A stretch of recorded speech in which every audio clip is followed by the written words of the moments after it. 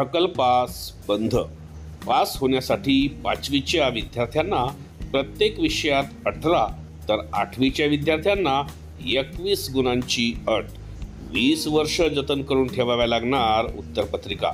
तर नमस्कार मित्रमैत्रिणींनो, आपण बघत आहात माझे यूट्यूब चॅनल एज्युकेशनल मनोहर, ज्यावर आपल्याला पाहायला मिळतात इयत्ता 5वी ते 10वीच्या इंग्रजी या विषयाच्या व्हिडिओज, सोबतच इंग्रजीच्या ग्रामरच्या व्हिडिओज आणि सोबतच नागरिकांनी कर्मचारी बंधू भगिनींसाठी इन्फॉर्मेशनल म्हणजेच माहितीपर व्हिडिओज। या सर्वांच्या प्लेलिस्ट या व्हिडिओच्या डिस्क्रिप्शनमध्ये देण्यात आलेल्या आहेत, त्यावर जाऊन आपण आपल्या कामाची योग्य ते व्हिडिओज पाहून घेऊ शकता।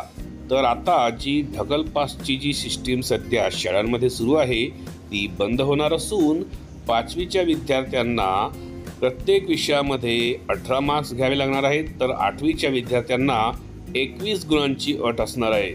यासोबतच ज्या उत्तरपत्रिका असणार आहेत त्या शिक्षक कर्मचाऱ्यांना 20 वर्षांपर्यंत जतन करून ठेवाव्या लागणार आहेत। याबद्दलची सविस्तर माहिती आज आपण बघणार आहोत।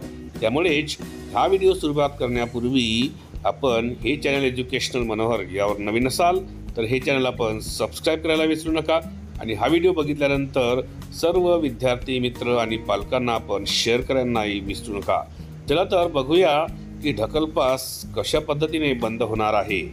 तर इयत्ता 5वी आणि 8वीच्या विद्यार्थ्यांना पुढच्या वर्गात ढकल पास करण्याची पद्धत आता बंद झाली आहे। त्या विद्यार्थ्यांची परीक्षा नेहमीप्रमाणेच होईल, पण अंतिम सत्र परीक्षेत दोन्ही वर्गातील विद्यार्थ्यांना उत्तीर्ण व्हावेच लागणार आहे। 5वीच्या विद्यार्थ्यास प्रत्येक विषयात 18 तर 8वीच्या विद्यार्थ्यास 21 गुण मिळाले तरच तो उत्तीर्ण होणार आहे। राज्य शैक्षणिक संशोधन प्रशिक्षण संस्थेच्या आदेशानुसार इयत्ता 1ली ते 8वीच्या विद्यार्थ्यांची परीक्षा 5 ते 25 एप्रिल या काळात होणार आहे, पण अन्य विद्यार्थ्यांप्रमाणे 5वी आणि 8वीच्या वर्गातील विद्यार्थ्यांना सरसकट पास करता येणार नाही। अंतिम सत्र परीक्षेत अनुत्तीर्ण होणाऱ्या या 2 वर्गातील विद्यार्थ्यांना उन्हाळ्याच्या सुट्टीत संबंधित विषय शिक्षकाने अतिरिक्त अध्यापन करून त्याची जूनमध्ये फेरपरीक्षा घ्यायची आहे। त्यात तो उत्तीर्ण होणे बंधनकारक आहे, अन्यथा त्यांना त्याच वर्गात बसावे लागणार आहे। पण अनेकदा काही शिक्षक पुढील उठाठेव नको म्हणून तोंडी परीक्षेत 10 पैकी 10 गुण देतात आणि लेखी परीक्षेला तो विद्यार्थी पास होईल इतके गुण देतात, अशी ही चर्चा आहे। मात्र माध्यमिक शिक्षणाधिकाऱ्यांनी अचानकपणे संबंधित शाळेतील विद्यार्थ्यांच्या उत्तरपत्रिका तपासल्यास त्या विषय शिक्षकावर कारवाई केली जाऊ शकते। उत्तरपत्रिकांची होणार अचानक पडताळणी। तर 5वी व 8वीच्या सरसकट विद्यार्थ्यांना पुढच्या वर्गात ढकलण्याची पद्धत बंद झाली असून त्या विद्यार्थ्यांची परीक्षा पारदर्शकपणे पार पडावी अशा सूचना सर्व मुख्याध्यापकांना दिल्या आहेत। त्यांच्या उत्तरपत्रिका 20 वर्षे जतन करून ठेवाव्या लागणार असून अचानकपणे कोणत्याही शाळेतील विद्यार्थ्यांच्या उत्तरपत्रिकांची पडताळणी केली जाणार आहे। यामध्ये सचिन जगताप, माध्यमिक शिक्षणाधिकारी सोलापूर यांनी या पद्धतीची माहिती यामध्ये दिलेली आहे।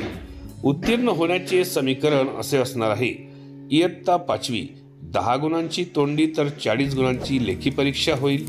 5 विषयांची एकूण 250 गुणांची परीक्षा होईल।